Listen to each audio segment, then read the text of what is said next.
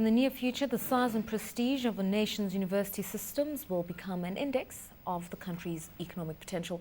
We'll now take a look at lessons on education to create a competitive world with Murdoch University's Vice Chancellor, Professor John Grainger. He spoke to Alishia Seckam.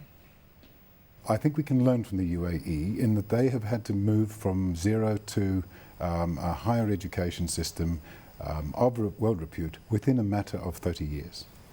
They're very fortunate in that they have the gross national product in the form of oil and tourism and so on, but it is a remarkable achievement.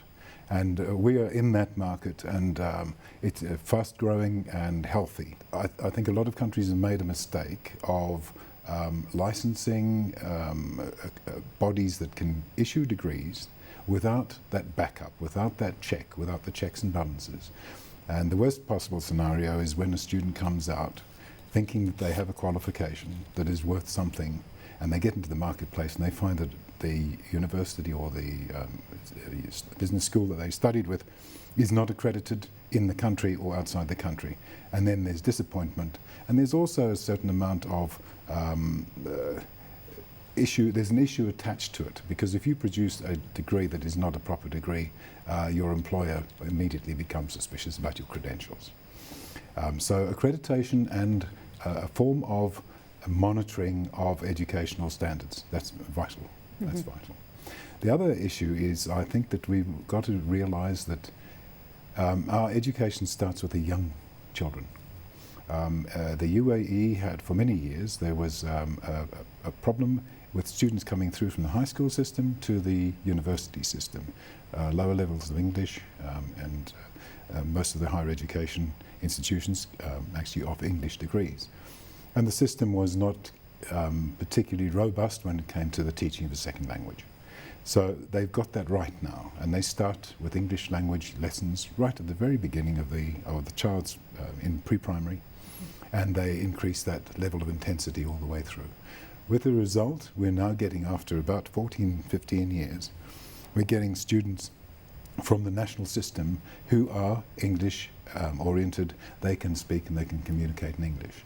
And that, I think, the whole world is English-centric at the moment. Absolutely, and where you've got Africa part of that global economic network, yes, that one of the criteria, that needs to be set in place. What role do you see private institutions like Murdoch University playing in developing systems like these moving forward? Murdoch is an innovative university. We can see from our experiences around the world, Singapore, Dubai, in Perth, we're back in Perth, and also in Malaysia, we've got an overview of all the educational systems that we're in. I think that we can assist in offering top quality qualifications to people who will make a difference in the education market. Well, for example, we have a Masters of Education in the UAE that is helping teachers to come to grips with the problems. I think there would be a particularly large market in South Africa for our assistance in helping. I know that there's a program, for example, Warwick University send a batch of maths teachers on a regular basis to South Africa. And they send them out into the bush and they assist the teachers. I think your level of education is going to be incremental if you make the level of retraining of teachers incremental.